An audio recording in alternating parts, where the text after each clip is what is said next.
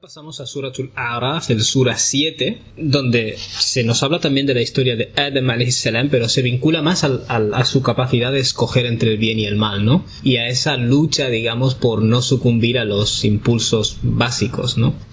Dios se dirige a Adam alayhi salam y dice: "Wa ya Adam uskun anta wa zawjuka al-jannah", o Adán, convivid tú y tu esposa en el jardín, ¿vale? El Jannah. Hubo, y hay hasta hoy, una discrepancia acerca de si este jardín, porque Jannah significa solo jardín, ¿no? Es un entorno donde existe vegetación que cubre. Jannah significa cubrir literalmente, ¿no? Cubre el entorno o cubre el suelo, ¿no? Está cubierto por vegetación. De esta misma raíz obtenemos la raíz Jinnah para referirse al útero, o Jinn para referirse a los seres que están ocultos, que no podemos ver, ¿vale? Entonces Jannah significa jardín sencillamente, y puede ser un jardín en la tierra o en un plano metafísico, ¿no? En el paraíso, ¿no? Como diríamos en castellano. Entre los teólogos musulmanes ha habido una diferencia de opinión. Digamos que se ha impuesto más o menos la postura de que Adán fue creado en el paraíso, pero lo cierto es que el Corán dice al-Jannah y se puede estar refiriendo a un jardín en este mundo, ¿vale? Y esta ha sido la opinión de muchos eruditos también. Yo es a la que me inclino porque naturalmente el ser humano es parte de esta naturaleza. Y la noción de que ha sido creado fuera de este universo y luego traído aquí me parece muy inverosímil, dado nuestro cuerpo, nuestro ADN, nuestra genética, nuestro todo. Nada parece indicar que venimos de otro plano, sino que somos 100% de este plano, ¿vale? Pongámonos en escena. Aquí está este ancestro común nuestro y su pareja. Naturalmente, para reproducirte necesitas una pareja. Y Dios les dice: habitad en este entorno, ¿vale? En este entorno natural, en este jardín. Un jardín aquí naturalmente no se refiere como el jardín de una casa, que es una cosa pequeña, sino un jardín natural. Casi podríamos decir como un parque natural o un entorno natural. Fakula min haythu shi'tuma. Y comed, lo digo porque en castellano jardín suena a un trozo de 10 metros cuadrados, ¿vale? Para las personas que vivimos en ciudades y tenemos un jardín en la casa, pero no es eso lo que significaba jardín, ¿no? Sino un entorno cubierto por vegetación. Fakula min haythu shi'tuma. Y comed de aquello que deseéis, es decir, todo lo que tenéis en este entorno en el que Dios os ha situado es completamente lícito, ¿vale? Puedes comer de todos los árboles que hay, todos los frutos que hay. وَلَا تَقْرَبَا هَذِهِ الشَّجَرَةِ, dice Dios, pero no os acerquéis a este árbol, ¿vale? Es decir, de todo lo que tenéis aquí, que es permitido, esa es la norma en la vida de este mundo, todo está permitido, porque es natural y Dios lo ha puesto ahí, excepto unas pocas cosas, ¿vale? Lo prohibido es la excepción, no la norma. Dios dice: pero no os acerquéis a este árbol de aquí, هَذِهِ الشَّجَرَةِ. fatakuna min adh-dhalimin. En ese caso seríais malhechores, ¿no? Fijaos que Dios está diciendo: la taqrabah min haythu shi'tuma, comed ambos, es la forma dual, lo que queráis. La taqrabah, no os acerquéis ambos. Fatakuna min adh-dhalimin, porque seríais de los opresores o estaríais siendo malhechores. Es decir, constantemente se está hablando en dual. Es decir, la responsabilidad es compartida. Este entorno se ha hecho todo halal, todo permitido para vosotros dos, pero a los dos se os prohíbe comer de tal cosa, ¿vale? Siempre se está dando la responsabilidad por igual, ¿vale? Al hombre y a la mujer en este caso. Fawaswasa lahum ash-shaytan, pero ash-shaytan, aquí se le denomina ash-shaytan, la gran fuerza del mal, la que se propuso, digamos, obstaculizar el camino del ser humano hacia aquello que le coloca por encima del resto de la creación. Dios dice que este ser waswasa lahuma, les incitó a los dos, ¿vale? O les comió la oreja, diríamos en castellano moderno, a los dos. ¿Qué quiere decir eso? Dios dijo: te doy todas estas opciones válidas y hay una que no debes tocar. Es decir, el ser humano aquí aprende: mira, yo tengo que elegir y tengo todas estas opciones lícitas, 1.000.000 de opciones lícitas y una prohibida. Pero el ser humano, insisto, es parte de esta naturaleza y compartimos naturaleza con el resto de seres, especialmente los más cercanos a nosotros, y uno de los elementos que tenemos es este de la curiosidad. Es decir, aquella cosa que nos está vedada es precisamente la que más nos llama la atención, ¿vale? Y cualquier fuerza del mal utiliza esto, utiliza lo sugerente, lo prohibido para atraernos, ¿vale? Y efectivamente aquí Shaitan es eso lo que va a hacer. Shaitan lo que hace es incitarles, les incitó, ¿vale? Y cuando se dice que les incitó, no necesariamente significa que les dio a entender que tenían que hacer algo y lo hicieron al momento, sino que en cierto modo les inspiró y desapareció. Luego les volvió a inspirar y les volvió a desaparecer, ¿vale?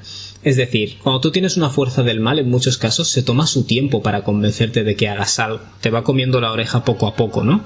No necesariamente ocurre de una vez. El waswasa es una forma de decir algo, pero no claramente. Por ejemplo, yo vengo y no te digo, mata a esa persona. Yo vengo un día y te digo, oye, esa persona te está dando problemas, ¿eh? Otro día vengo y te digo, oye, yo conocía a alguien, que a alguien le daba problemas y contrató a un sicario. Quiero decir, poco a poco yo te voy incitando. Incluso si no te lo estoy expresando verbalmente, sino con gestos, porque en este caso hablamos de una fuerza que no es visible, que es Shaitán. No sabemos la naturaleza de este waswasa, de esta incitación, ¿vale? Sabemos que ocurre porque el Corán nos informa, pero es algo no visible. Realmente no tenemos una explicación exacta de cómo se produce esa incitación. Y dice algo muy interesante. ¿Por qué les incitó Shaitán? لِيُبْدِيَ لَهُمَا مَا وُرِيَ عَنْهُمَا مِنْ سَوْآتِهِمَا, con la finalidad de exponerles lo que tenían cubierto de sus partes privadas. Es decir, una de las funciones de la fuerza del mal hacia el ser humano, ¿cuál era? Eliminarle su vestimenta, eliminar su ropa. Se podría interpretar como desensibilizarle ante la desnudez, hacer que se quite la ropa, que no pasa nada, como mucha gente dice hoy en día, pero si somos animales, no pasa nada, ¿no? Básicamente ese es el mensaje. Quizás Shaitán lo que estaría intentando hacer es hacer que se inclinen hacia esos instintos básicos, no sexuales en este caso, porque está hablando de eliminar la ropa. Quiero que reflexionemos acerca de esto. Aquí, tal y como se plantea, es difícil de entender a qué se refiere. A fin de exponer lo que tenía de sus partes privadas que tenían cubiertas, ¿vale? Eso realmente no lo podemos interpretar de una forma muy concreta. De nuevo, volviendo a los mensajes del Corán que ahorran detalles innecesarios, no nos vayamos en búsqueda de esos detalles innecesarios, ¿vale? En muchos casos los rellenamos con hadices, aunque sean espurios a veces, los metemos ahí porque nos sirven para el propósito de rellenar opiniones de los compañeros del profeta. Asumimos que no se las inventarían, ¿no? Pero bueno, lo cierto es que pueden estar tomadas también de narrativas judeocristianas. Por tanto, dejemos de rellenar huecos. ¿Cuál era la ropa? La ropa que Shaitán intentaba eliminarles. ¿Llevaba hijab, la esposa? ¿Llevaba jilbab? ¿Adam llevaba un pañuelo de hombre? ¿Llevaba la barba? Estas cosas no están dichas. Lo asumimos a veces porque nosotros lo hacemos así. ¿El quitarles la ropa se refiere a algo literal o se refiere a incitarles a lo sexual? Cuando Dios dice anta wa zawjaka, tú y tu esposa, dirigiéndose a Adam, ¿qué significa eso? ¿Habían hecho una ceremonia de nikah? Una ceremonia en la que Dios les casó. Realmente no se nos explica nada de eso. Quizás la palabra par, zawjaka, ni siquiera significa matrimonio en el sentido que nosotros entendemos, porque esta institución matrimonial es un producto de la evolución cultural del ser humano también. Entonces, no impongamos en el texto cosas que no dice, ¿vale? ¿Cómo exactamente fue creado Adam? Ni siquiera sabemos eso realmente. Nos encanta rellenar huecos y tener una narrativa súper exacta, pero si nos basamos en las fuentes más sólidamente establecidas, sin interpretar, adhiriéndonos al texto, la verdad es que hay pocos datos y algunas de estas frases se pueden interpretar de varias formas. Y lo que intento decir es que no pasa nada. Está perfectamente bien el reconocer que no lo sabemos todo, que podemos seguir investigando lingüísticamente el Corán, valorando los hadices y tratando de investigar qué significan, haciendo investigación independiente por otras vías, arqueología, paleontología, todo eso. Toda la investigación que tú hagas, no pasa nada, porque no lo sabemos todo. Estamos creciendo en nuestro conocimiento. Hay gente que esto le provoca ansiedad. No, ya lo sabemos todo, tenemos la respuesta cerrada. Para crear una narrativa con respuestas tan cerradas, generalmente necesitas acudir a material espurio y a material que no está sólidamente establecido o de forma definitiva establecida. Por tanto, es mejor reconocer que no lo sabemos todo, dar por absoluto lo que es absoluto y lo que no es absoluto no darle el valor absoluto. Aunque se nos queden huecos por rellenar, no pasa nada. Ya investigaremos, ya descubriremos. La información que Dios nos ha dado, expresada de forma explícita en las fuentes transmitidas con certeza, esa es la información que necesitas saber. El resto puedes seguir aprendiéndolo, pero no es básico. Si fuera básico, Dios te lo hubiera incluido en estas fuentes, ¿no? وقال ما نهاكما ربكما عن هذه الشجرة. La fuerza del mal aquí se dirigió a Adam y su esposa y dijo: vuestro Señor, la única razón por la que, es decir, aquel que os ha creado y que cuida de vosotros, eso es lo que significa el Rabb, el que os ha proveído de este jardín, os da las cosas que tenéis, no os ha prohibido este árbol illa an takuna malakain, sino para evitar que os convirtáis en ángeles, aw takuna min al khalidin, o que os convirtáis en seres inmortales. Esto forma parte de ese comimiento de oreja, ¿no?, que está haciendo Shaitán. Es decir, esta cosa que te tapa no sirve para nada, realmente, ¿vale? No tenéis por qué seguir estas normas divinas que Dios os ha puesto. Que en cierto modo se parece mucho a la incitación de quienes predican que el ser humano es un animal más, que no tiene por qué seguir nada trascendente, que realmente no tiene ningún propósito excepto lo material. Básicamente Shaitán es eso lo que está haciendo. Les está diciendo: aquí Dios os ha dado unas normas que te perjudican. Dios lo ha hecho para que no te conviertas en un ángel ni tengas vida eterna, es decir, lo ha hecho para limitarte. Pero yo os llamo a la libertad. Esta incitación de Shaitán toma su tiempo, pero es eficaz. Y fijaos qué es lo que Shaitán quiere que haga. Quiere hacerles perder el control en relación a dos cosas: en relación a la comida, es decir, que coman del árbol prohibido, y que expongan su desnudez, ¿vale? Los apetitos básicos o las necesidades básicas del ser humano, ¿cuáles son? La comida y el sexo. Como hemos dicho antes, los recursos por los que todo ser viviente lucha y los que han provocado que gane el más fuerte son estos dos recursos. Más adelante hablaremos un poco del vínculo entre la violencia y estos dos apetitos. Entonces esa es la idea. Y añade Shaitán: وَقَاسَمَهُمَا إِنِّي لَكُمَا مِنَ النَّاصِحِينَ. Y Shaitán les juró, les super perjuró, قَاسَمَهُمَا إِنِّي لَكُمَا, yo para vosotros dos, la مِنَ النَّاصِحِينَ, soy el que os está dando, soy un consejero para vosotros, es decir, yo quiero lo mejor para vosotros. فَدَلَّهُمَا بِغُرُورٍ, añade Dios, les hizo inclinarse poco a poco, es decir, les sedujo a través del engaño. Fijaos que aquí Dios nos representa a Shaitán, esta fuerza del mal, incitando al ancestro de la humanidad. Pero de ahí en adelante, ¿nosotros qué sufrimos? ¿Incitaciones solamente de Shaitán? No, que de hecho es lo que cree mucha gente, pero eso es falso. Dios nos dice, por ejemplo, que cuando envía un profeta se ponen en pie shayatinul insi wal jin, demonios, es decir, fuerzas del mal dentro de la humanidad, el ins, y dentro de los seres invisibles, el jin. Por tanto, nosotros, los descendientes de Adam, sufrimos incitaciones de otras personas, ¿vale? Es decir, de personas, ¿no? Alladhi yuwaswisu fi sudurin nas min al-jinnati wan nas, seres que nos incitan a hacer el mal y luego se retiran y luego insisten y luego se retiran, min al-jinnati wan nas, dentro de los seres imperceptibles y dentro de la humanidad. Porque ahora somos muchos humanos, unos nos incitamos a hacer el mal unos a otros. Asimismo, nuestros propios instintos, pensamientos, nuestra psicología, eso también nos incita a hacer el mal, ¿vale? Dios dice: وَلَقَدْ خَلَقْنَا الْإِنسَانَ وَنَعْلَمُ مَا تُوَسْوِسُ بِهِ نَفْسُهُ. Hemos creado al ser humano y sabemos lo que su nafs, su propia personalidad, le incita a hacer. ¿Qué dice Jacob, alayhi salam, Yaqub? Inna an-nafs, ciertamente el nafs, la propia persona, la ammaratan bisu, indudablemente te empuja a hacer el mal, ¿no? Eso es lo que quiere decir. Por tanto, este episodio que vemos aquí representado por la fuerza del mal, Shaitán, en nuestra vida se traduce en fuerzas del mal, incluyendo a seres humanos e incluyendo nuestras propias incitaciones, nuestro cuerpo, nuestra mente, nos llama a hacer, nos empuja a hacer cosas, ¿vale? Entonces fijaos, aquí digamos que Shaitán les consigue engañar. ¿Qué encontramos en Suratul Baqara? فَأَزَلَّهُمَا الشَّيْطَانُ. Shaitán les hizo resbalarse, ¿vale? ¿Qué quiere decir eso? Que no cometieron ningún pecado mortal. Al fin y al cabo simplemente solo comieron un fruto. فَلَمَّا ذَاقَ الشَّجَرَ, y cuando Adam y su esposa probaron el árbol, بَدَتْ لَهُمَا سَوْآتُهُمَا, se les hizo manifiesta su desnudez. Cuando saborearon el fruto del árbol, es decir, se manifestó su desnudez, sus partes privadas, ¿no? Fijaos, de nuevo, ¿esto qué significa? ¿Que al pegar un mordisco a ese fruto, de repente la ropa se les cayó? Quiere decir, obviamente tenemos pocos datos, ¿vale? No se nos especifica, pero aquí se nos está dando a entender que el haber comido lo que no debían comer y exponer su desnudez iba de la mano. وَطَفِقَا يَخْصِفَانِ عَلَيْهِمَا مِنْ وَرَقِ الْجَنَّةِ, y comenzaron a cubrirse con las hojas de ese jardín, ¿no? De ese entorno en el que estaban.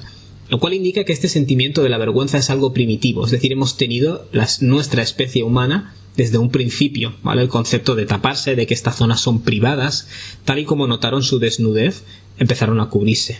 وَنَادَهُمَا رَبُّهُمَا, y su señor, su Rabb, aquel que les dio este entorno, les dotó de esta comida, les llamó. أَلَمْ أَنْهَاكُمَا عَنْ تِلْكُمَا الشَّجَرَةِ, no os prohibí acerca de este árbol que tenéis aquí. وَأَقُلْ لَكُمَا إِنَّ الشَّيْطَانَ لَكُمَا عَدُوٌّ مُبِينٌ, y os dije de hecho que Ash-Shaytan, esta fuerza del mal, es para vosotros un enemigo claro. قال, y dijeron los dos, رَبَّنَا ظَلَمْنَا أَنفُسَنَا, Señor nuestro Rabb, hemos sido injustos con nosotros mismos.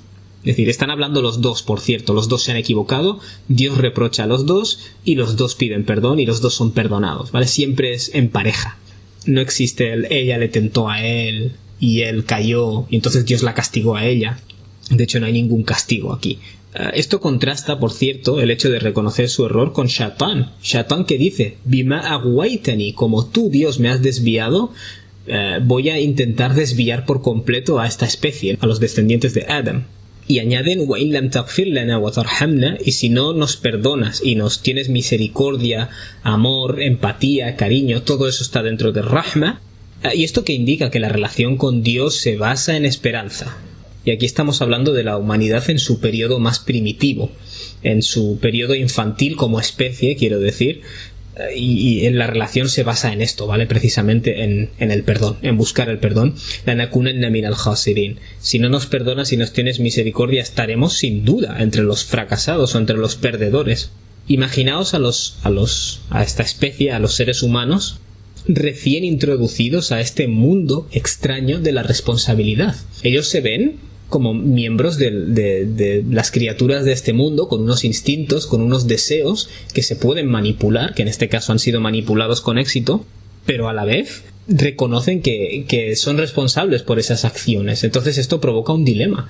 Cuando tú te encuentras en esta situación, es decir, yo tengo unos instintos que me empujan a hacer una cosa, pero el creador de mi intelecto me dice no, y yo te indico hacia otro lugar. Claro, eso y caes en los instintos, ¿qué es lo que haces luego? Dices, wow, me he equivocado, o sea, tenía la capacidad de no hacerlo, lo he hecho, ahora tengo que rectificar.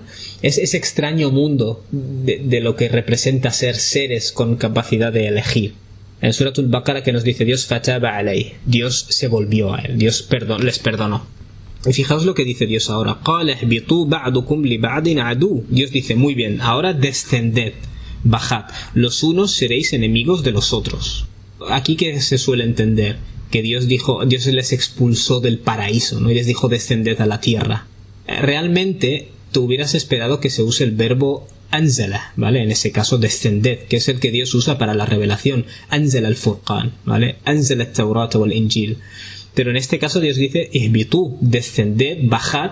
Está utilizando el verbo habata yahbitu, que indica, más bien parece indicar el hecho de descender de un sitio más alto en la tierra a otro sitio más bajo, ¿vale? Por ejemplo, Moisés en Suratul Baqara que les dice a los israelitas ihbitu misran, bajad a Egipto. Ahora están en el desierto, su pueblo se está quejando de que no tiene la variedad de comida que tenía en Egipto y Moisés les dice sarcásticamente, bueno, pues volved a Egipto, donde erais esclavos, ¿no? Si tanto os quejáis, y les dice bajad a Egipto, ihbitu misran, usa el verbo habata. Es decir, bajad de un territorio más alto a uno más bajo. Aquí Dios está usando ese mismo verbo, lo cual fortificaría la idea de que estamos en un entorno natural de vegetación aquí en la tierra, no en un paraíso metafísico. Y seréis todos enemigos unos de otros. Fijaos, seréis enemigos la especie humana, los descendientes de Adam, de Shaytan, de la fuerza del mal y de todas las fuerzas del mal, ¿no? Básicamente. Claro, cuando Dios dice los unos de los otros enemigos, puede que esté implicando también a hombres y mujeres, ¿no? También habrá un tipo de rivalidad entre el hombre y la mujer, quién prevalece, a quién le corresponde cada rol, porque estos son competitividades que están en la historia de la humanidad. وَلَكُمْ فِي الْأَرْضِ مُسْتَقَرٌ, dice Dios, y tendréis, para vosotros habrá en la tierra mustaqar, un lugar de permanencia, وَمَتَاعٌ إِلَى حِينٍ, y unos medios, mata', una utilidad o un medio para disfrutar también, significa una herramienta que te conduce a un fin, también significa una herramienta o un medio para disfrutar, ¿vale? Un disfrute, mata'un ila hin, por un tiempo determinado. Fijaos, ellos han cometido un error, han aprendido a pedir perdón y rectificar y Dios les perdona. Y les dice, ahora, en cierto modo que ya habéis aprendido esta lección, el hecho de tener instintos, dejaros llevar, pero cuando lo hagáis corregiros, en cierto modo, y volveros a Dios, ese es el significado de tauba, el arrepentimiento en el Islam realmente se llama tauba, se llama volverse a Dios. Arrepentimiento en árabe, estrictamente hablando, se dice nadam, ¿vale? Remordimiento o arrepentimiento. Aquí ellos se han vuelto a Dios y Dios les ha dicho, en la tierra tendréis un mustaqar, ¿vale? Es como si yo te hospedo en mi hotel y te digo, bueno, en este hotel te voy a dar, tendrás el desayuno a tal hora, tendrás la comida, wa mata'un ila hin, y tendrás un lugar en el que permanecer durante este día, ¿vale? Básicamente, y pasarlo bien, hasta cierto punto. Es decir, la tierra no es enfocada como un castigo, sino como Dios les ha dado una lección y ahora les en cierto modo les suelta, ¿vale? Les dice, ahora tenéis por delante todo este planeta y ya sabéis cómo vivir. قال فيها تحيون وفيها تموتون ومنها تخرجون, dice Dios, en esta tierra vais a vivir, en ella vais a morir y de ella se os hará resurgir. En Suratul Baqara encontramos que Dios se compromete a hacer llegar la guía a la humanidad. Fijaos, قُلْنَا اهْبِطُوا مِنْهَا جَمِيعًا, descended de ella, de este jardín, todos juntos. فَإِمَّا يَأْتِيَنَّكُم مِّنِّي هُدًى, dice Dios, y cuando os haya de llegar una guía que viene de mí, es decir, a través de profetas, فَمَنْ تَبِعَ هُدَايَ, quien siga mi guía, فَلَا خَوْفٌ عَلَيْهِمْ وَلَا هُمْ يَحْزَنُونَ, no habrá nada que temer por él, por estas personas, ni ellos se van a entristecer. Fijaos, ¿qué es lo que está sintiendo Adam en este momento tan vulnerable, ¿no? O lo que sentimos las personas en nuestros momentos vulnerables, existenciales? Miedo y tristeza. Es decir, miedo porque no sabemos lo que vendrá más adelante y tristeza por aquellas cosas que nos han ocurrido en el pasado, ¿vale? Dios está diciendo, quien siga mi guía, aunque él sienta miedo, no habrá nada por lo que sentir miedo por ellos, ¿vale? La khawfun alayhim. Y ellos no se van a entristecer, ¿vale? No les voy a dejar tirados, no les voy a traicionar. Y esto para mí apunta mucho a esa necesidad de propósito que tenemos los seres humanos y esa desesperación, esa ansiedad de decir, cuando te das cuenta, por ejemplo, tú eres un niño, cuando descubres la muerte y descubres que los humanos somos un organismo, como el perro que tenías y se murió, el gato que tenías y se murió, el hámster que tenías y se murió, las palomas que se mueren, cuando te das cuenta de esa realidad de la muerte, te empieza a invadir ese sentimiento de miedo hacia la muerte y de tristeza, porque crees que aquellos seres que has perdido ya no volverán. Quiero decir, estos sentimientos negativos, Dios dice, yo no te he creado en balde, ser humano, y te haré llegar una guía, te acercaré una cuerda y si te agarras a ella, yo me encargaré de que ya no vas a tener que pasar por ese miedo y por esa tristeza. وَالَّذِينَ كَفَرُوا وَكَذَّبُوا بِآيَاتِنَا, pero en cuanto a esas personas que rechacen conscientemente y tomen por falsos nuestros mensajes, أُولَئِكَ أَصْحَابُ النَّارِ, esas personas son la gente del infierno, hum fiha khalidun, en el cual van a permanecer. Fijaos que cuando se habla del infierno se está vinculando a las personas que rechazan la verdad, ¿vale? Y sabiendo que es verdad, lo desmienten, es decir, acusan a estos mensajes de ser falsos, ¿vale? No se está hablando de alguien que por razones por encima de su capacidad no le ha llegado un conocimiento. Quiero que eso esté claro porque el Corán siempre vincula el infierno al rechazo de la verdad. Generalmente a un rechazo de arrogancia, a un rechazo consciente, a la pasividad ante la verdad, etcétera, etcétera. Por tanto, fijaos que la religiosidad, que es una de las características de nuestra especie, ese tasbih, ¿no?, del que hablaban los ángeles, es parte de lo que nos eleva por encima de los animales. Fijaos que los ángeles que habían dicho, vas a crear a alguien que haga estas cosas inmorales cuando nosotros hacemos tasbih, y Dios que les está diciendo, este ser es una criatura del planeta Tierra, pero a la vez es religioso, es decir, puede hacer tasbih, pese a que también puede derramar sangre. Estas dos cosas que los ángeles ponen en contraposición, en realidad el ser humano tiene las dos capacidades. Subhanallah. Y luego Dios se dirige a nosotros, a la especie, y nos dice, Ya bani Adam, o descendientes de Adam. Lo cual es muy interesante porque el hecho de que Dios nos llame así, por el hecho de que realmente toda la humanidad actual procede de un mismo ancestro. Esto está demostrado, ¿no? O se ha demostrado a través de análisis de nuestro ADN mitocondrial. Entonces, ¿por qué somos tan diferentes, ¿no? La gente de raza negra, nariz chata, quizás labios grandes, gente de algunos lugares orientales, los ojos rasgados. Todas estas diferencias de hecho son una ilusión externa. Todos procedemos de un ancestro común, y una cosa que llama la atención de la humanidad actual es que si tú coges a un chino y a alguien del Congo, genéticamente son más parecidos que a lo mejor dos primos chimpancés, ¿vale? Es decir, como procedemos de un grupo muy reducido de humanos, con lo cual la variabilidad genética que tenemos es muy poca. Y si una persona se pone enferma en Noruega y necesita una transfusión de sangre, a lo mejor su hermano no es compatible la sangre de su hermano, pero aparece una persona en Zimbabue que sí tiene la sangre compatible, ¿vale? Es decir, las diferencias entre el ser humano son externas, ¿vale? Pero realmente no existen razas. Así como hay razas de perros, no hay razas de humanos. Llama la atención. Somos una especie y a la vez somos una sola raza. Pero esto, claro, te puedes dejar engañar por las cosas que se ven desde fuera, ¿no?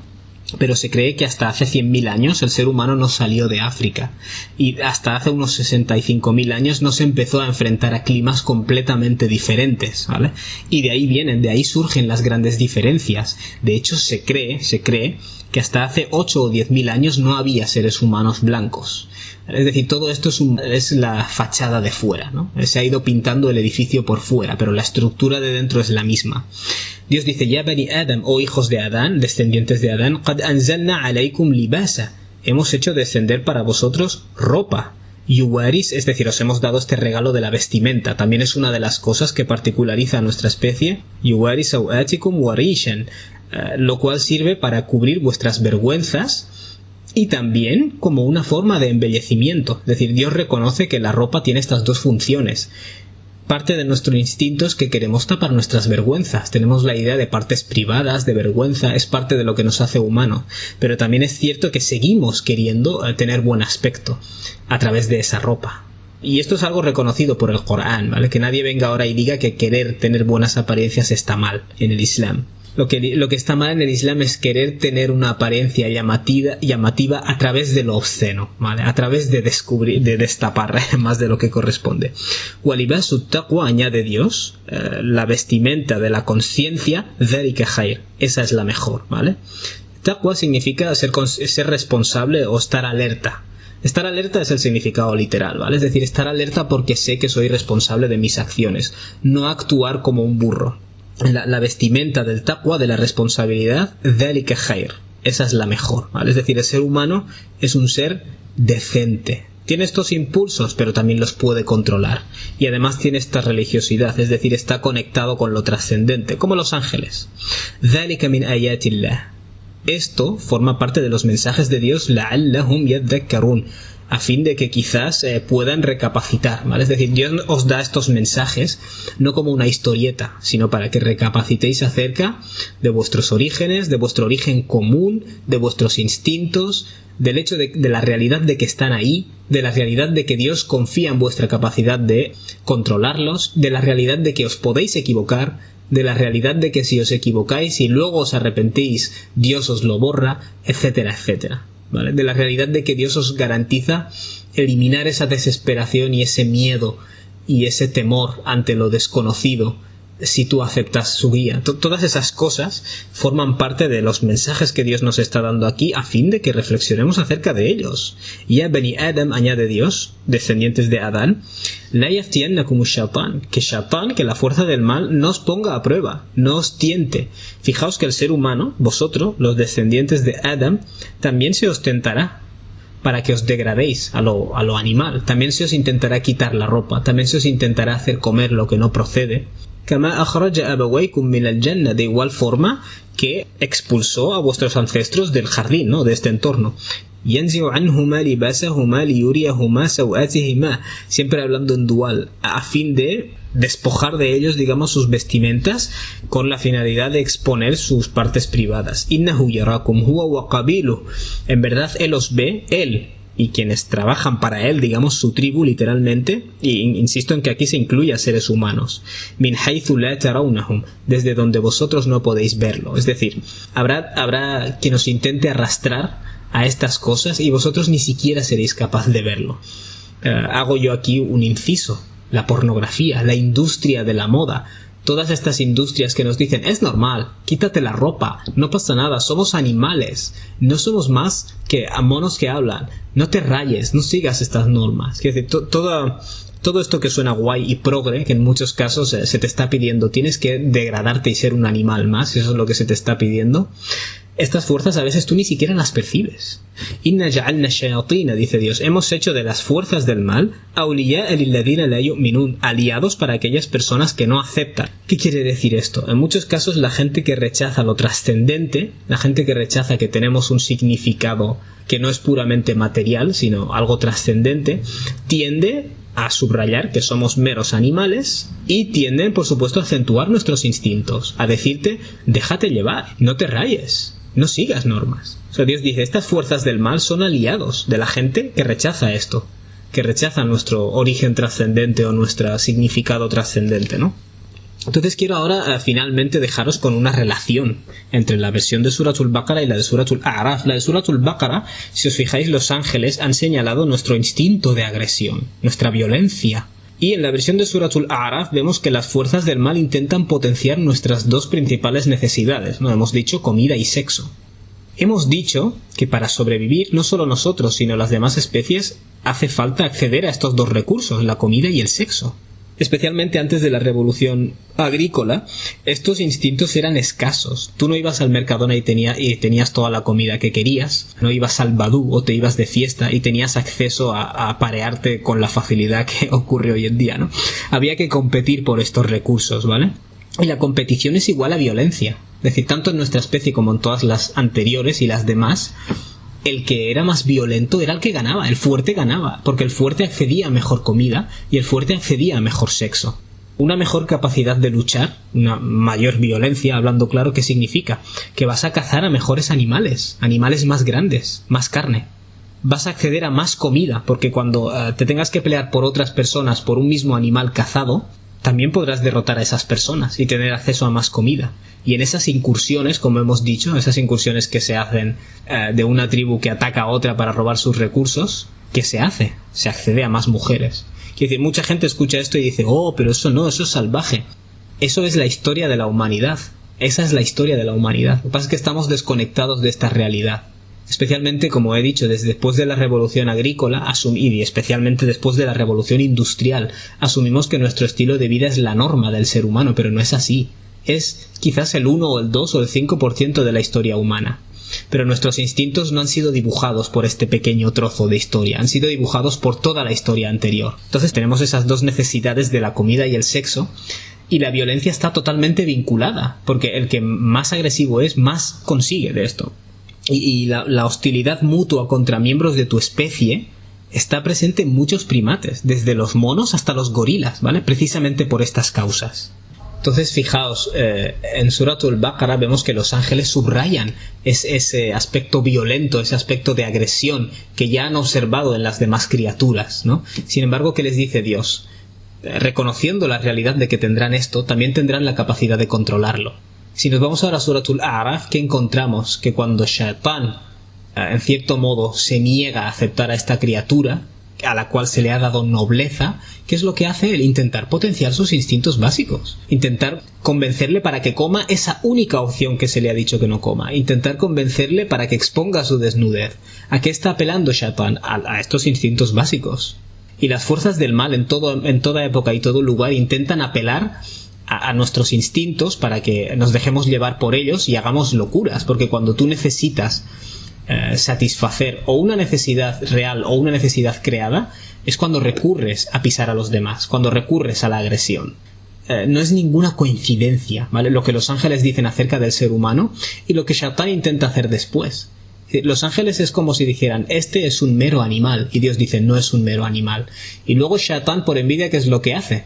Intentar reducirle a un mero animal. Pero a partir de Shaitán incluimos ahora todas las fuerzas del mal. Cualquier fuerza que te llama a estar sumiso o a perder el control sobre tus instintos, te está llamando al mal, en cierto modo, incluyendo el marketing que te intenta convencer de necesidades, necesitas comer este producto y este. Te quieren convertir en un esclavo para que consumas lo que ellos quieren. Y lo mismo ocurre con el sexo, muy desgraciadamente. Se ha convertido en una absoluta irresponsabilidad. Ya no es un acto responsable. Es un acto como tomarse un café. Voy a disfrutar un poco y pim pam.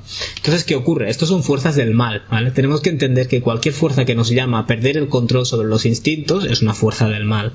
Y el Islam, ¿qué dice, por ejemplo, acerca de la violencia? Bueno, la violencia engendra violencia.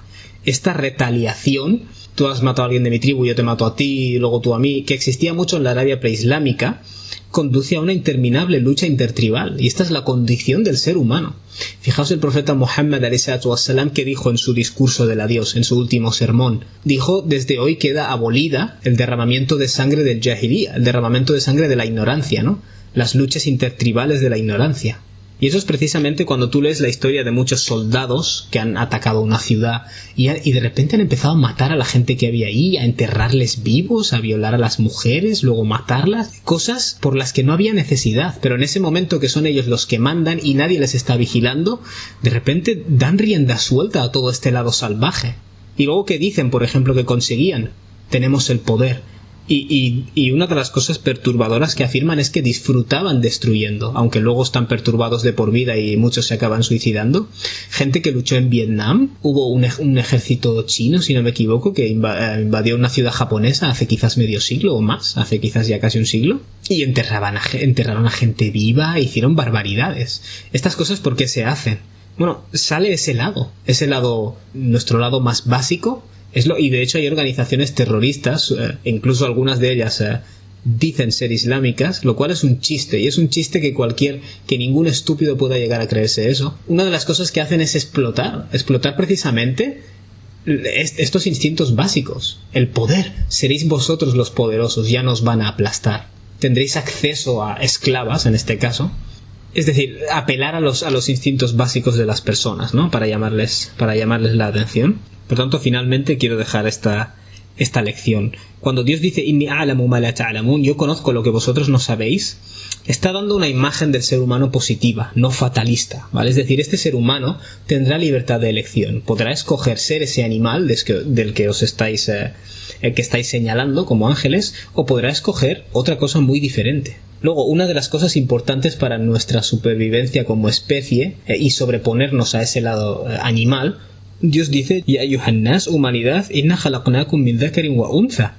Os hemos creado a partir de un varón y una hembra, wa ja'alnakum shu'uban wa qaba'ila lita'arafu. Y os hemos hecho en familias extendidas, naciones y en grandes familias, tribus literalmente, lita'arafu, a fin de que os conozcáis. Es decir, cuando tú veas a otro grupo de seres humanos, aunque tenemos esa reacción instintiva a veces de pensar mal, de mirar mal, ¿qué dice Dios? Yo os he hecho diferentes para que os conozcáis, ¿vale? Cuando tú veas a una persona rara con un color diferente y una cultura diferente, intenta conocerles, intenta conocer por qué hacen lo que hacen, intenta conocer las costumbres que tienen, porque de lo contrario saldrá ese lado de ti del miedo, ¿vale? El miedo conduce a la agresividad. Tenemos miedo a lo que ignoramos, ¿vale? Por eso mucha gente tiene miedo a la gente de otra religión, de otra raza, bueno, de otra etnia, mejor dicho, de otro color, de otro idioma. Me van a quitar mi territorio. Todo este rollo de la extrema derecha: van a venir aquí, nos van a quitar, nos van a imponer. De hecho, es el aspecto más primitivo del ser humano. Y lo observamos en otros primates. Tú tienes miedo cuando viene un grupo, aunque sea de tu especie, un grupo diferente, tienes miedo de que te quite tu tierra y tus recursos. Lo que Dios nos invita es a que pongamos la razón por encima de esos miedos, ¿vale? Y podamos hablar o podamos conocernos, ¿vale? No el decir: uy, aquí hay algo que huele mal, vamos a liarnos a puñetazos y que gane el más fuerte, ¿vale? Como harían el resto de las especies, que en muchos casos nosotros hacemos lo mismo. Es decir, no os juzguéis por la apariencia externa que hace parecer que sois diferentes, centraos en la realidad. La realidad es que sois una familia, ¿vale? No sois tan diferentes. Lo que ellos quieren es lo mismo que vosotros queréis. Fijaos que Dios que nos llama Banu Adam constantemente, descendientes de Adam. Nos está invitando a celebrar nuestro ancestro común, que no deja de ser, Dios dice, Allama Adam al-asma' kullaha. Dios le enseñó a Adam al-asma' kullaha, le enseñó a Adam el designar las cosas. Es decir, Adam alayhi salam no solo es nuestro ancestro común biológicamente, es la fuente de nuestro aprendizaje colectivo, es el inicio de nuestra evolución cultural como especie, ¿vale? O sea, nos une desde todas estas perspectivas, ¿no? Pero espero que esta sesión haya ayudado un poco a que el ser humano se entienda a sí mismo, entienda qué es lo que representa ser parte de esta especie, no solo en base a los hallazgos científicos, sino a lo que Dios, el Creador, nos explica, ¿vale? Subhanakallahumma wa bihamdik, ashhadu an la ilaha illa ant, astaghfiruka wa atubu ilayk.